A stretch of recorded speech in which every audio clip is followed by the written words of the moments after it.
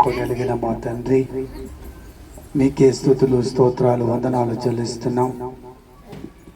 కీర్తిశేషులు పెద్దలు శ్రీమతి సాత్రి మార్తమ్మ గారు గడిచిన 11 నెలల క్రితం మరి నేను మీ పిలుపునందుకొని మీ సన్నిధానం చేరి ఉండగా ఈ భూలోక జీవితంలో నీ దాసురాలిని అత్యధికముగా ఆశీర్వదించిన విధానం బట్టి మీకు స్తోత్రాలు. ఈ దినాన ప్రభా, ఈ ఏడాది ప్రార్థన, ఈ కృతజ్ఞత కూడిక చేరవచ్చిన మీ బిడ్డలందరినీ కూడా దీవించి ఆశీర్వదించండి. ఆ దాసురాలికి ఆత్మకు నిత్య విశ్రాంతి, ఆమె పిల్లల ఆమె వంశవృక్షం అంతటికి దీవెనలు, ఆశీర్వాదాలు, ఆనందకరమైన జీవితంలో దయచేసి ఈ ఆరాధనను ఆది నుంచి అంతం వరకు మీ పరిశుద్ధాత్మ నడిపింపు మాకు అనుగ్రహించి మీరే మహిమ ఘనత ప్రభావాలు పొందుకోండి. యేసు నామమున వేడుకొనుచున్నాము తండ్రి. అందరూ చెప్పండి ఒకసారి ఆమేన్.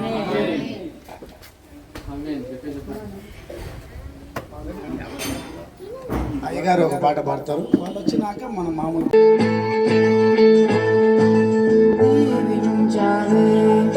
సమృద్ధిగా నీ సాక్షిగా ప్రేమించవేలను ప్రాణంగా నీ కోసమే నన్ను బ్రతుకమని దారులలో ఎడారులలో సెలయేరులై ప్రవహించుమయా. చీకటిలో కాదు చీకటిలో అగ్నిస్తంభమై నన్ను నడుపుమయా. దీవించవే సమృద్ధిగా నీ సాక్షిగా కొనసాగమని ప్రేమించవే నన్ను ప్రాణంగా నీ కోసమే నన్ను బ్రతుకమని.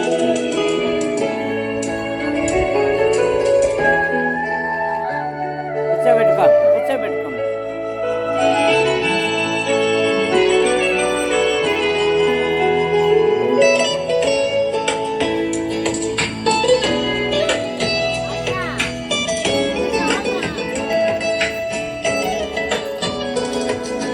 నువ్వే లేకుండా నేనుండా నీ మీద కూర్చోబెట్టుకోమ్మా. నీ ప్రేమే లేకుండా జీవించలేను నేనయ్యా. నా ఒంటరి పయనంలో నా జంటగా నిలిచావే. నేను నిషేధారంలో నా తోడై ఉన్నావే. నా ఒంటరి పయనంలో నా జంటగా నిలిచావే. నేను నడిచేదారంలో నా తోడై ఉన్నావే. ఆశలలో నిరాశలలో నా ధ్యాస వాసమైనావే. శుద్ధతలో పరిశుద్ధతలో నిన్ను పోలి నన్ను సాగమని దీవించవే సమృద్ధిగా నీ సాక్షిగా కొనసాగమని ప్రేమించవే నన్ను ప్రాణంగా నీ కోసమే నన్ను బ్రతుకమని.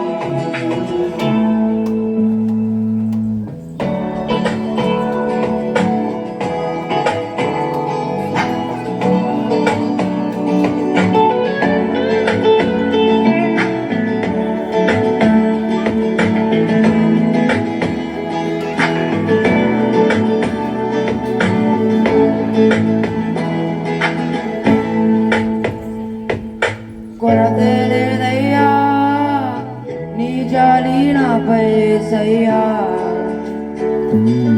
కొరతే లేదయ్యా సమృద్ధి జీవం నీవయ్యా.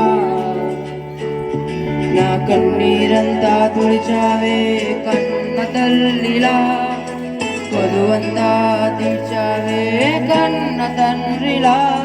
నా కన్నీరంతా తుడిచావే కన్న తల్లిలా కొలువంతా తీర్చావే కన్న తండ్రిలా ఆశలలో నిరాశలలో నేనున్నా నీ కడి అన్నావే పోరులలో పోరాటంలో నా పక్షముగా నిలిచావే దీవించావే సమృద్ధిగా నీ సాక్షిగా కొనసాగమని ప్రేమించవే నన్ను ప్రాణంగా నీ కోసమే నన్ను బ్రతుకమని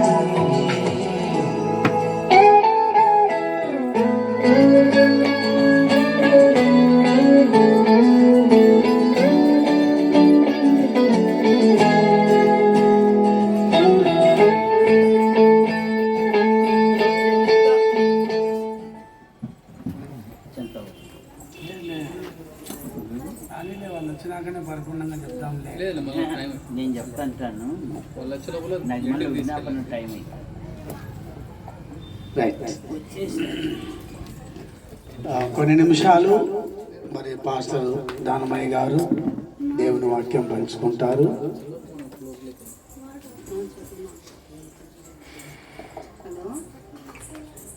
పరిశుద్ధ గ్రంథం నుండి 116వ కీర్తన. 116వ కీర్తనలో మరి 15వ వచనం 15వ వచనం యెహోవా భక్తుల మరణము ఆయన దృష్టికి మిగుల విలువగలది. సాత్రి మార్తమ్మ గారు భూమి మీద తన యాత్రను ముగించుకొని ప్రభు యొద్దకు చేర్చబడ్డారు. క్రైస్తవుడు అనగా నిరీక్షణ కలిగిన వాడు. ఇక్కడ కళ్ళు మూస్తే అక్కడ కళ్ళు తెరుస్తాను. అందుకని 2వ కొరింథీ పత్రిక 5వ అధ్యాయం 1వ వచనములో మనుషులతో కట్టబడినది గాక దేవుని చేత కట్టబడిన నిత్యమైన నివాసము మనకు ఒకటి ఉంది అని బైబిల్ సెలవిస్తూ ఉంది. అందుకని అబ్రహామును గురించి ఏం చెబుతామంటే, అబ్రహాము దేవుని స్నేహితుడు. అబ్రహాము విశ్వాసముతో దేవుని వెంబడించినవాడు. అబ్రహాము లోతు కలిసి నివసించలేనంత విస్తారమైన ఆస్తి కలిగిన వాడు. కానీ తన మనస్సు సంపద మీద లేదు. కానీ దేవుడు దేనికి శిల్పియు నిర్మాణకుడై ఉన్నాడో పునాదులు గల ఆ పట్టణము కొరకు అబ్రహాము ఎదురు చూచుచుండెను అని హెబ్రీ పత్రిక 11వ అధ్యాయంలో మనం చూస్తాం. మన ప్రభు అయిన యేసుక్రీస్తు వారు కూడా ఆయన ఈ లోకంలో ఉన్నప్పుడు యోహాను సువార్త 14వ అధ్యాయములో మీరు కలవరపడకుడి, నేను మీకు స్థలము సిద్ధపరచ వెళ్ళుచున్నాను, నా తండ్రి ఇంట అనేక నివాసములు కలవు.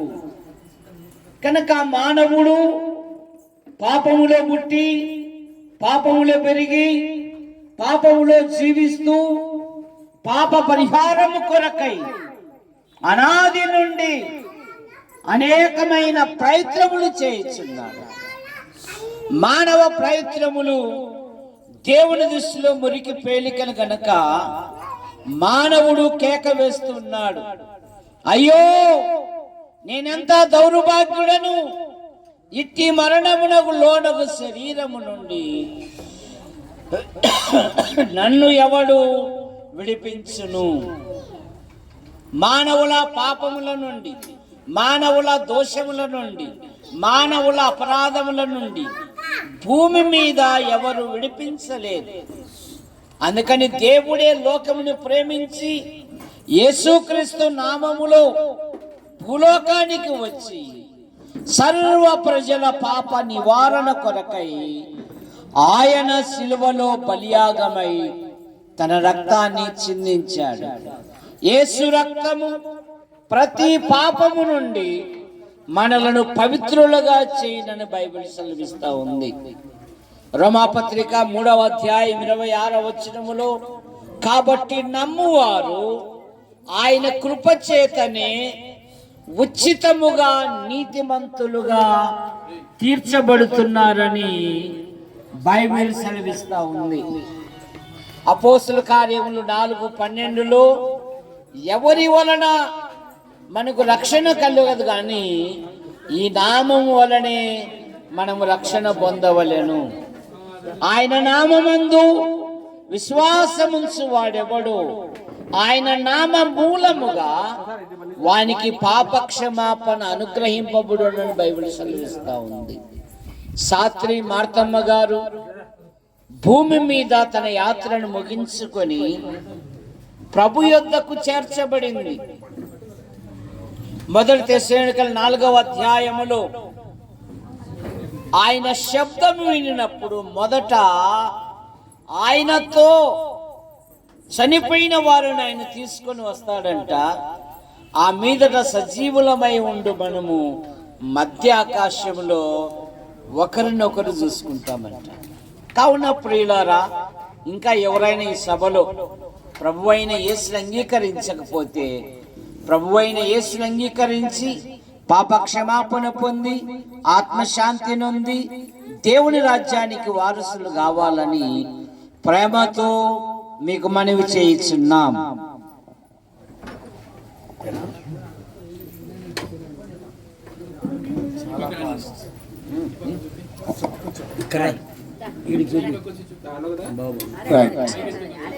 ఒక చిన్న పల్లవి చరణం పాడుకున్న తర్వాత నేను కూడా క్లుప్తంగా సందేశం ఇచ్చి ముగిస్తాం. వాతావరణం అనుకూలం పరిస్థితులను బట్టి ఆంధ్ర క్రైస్తవ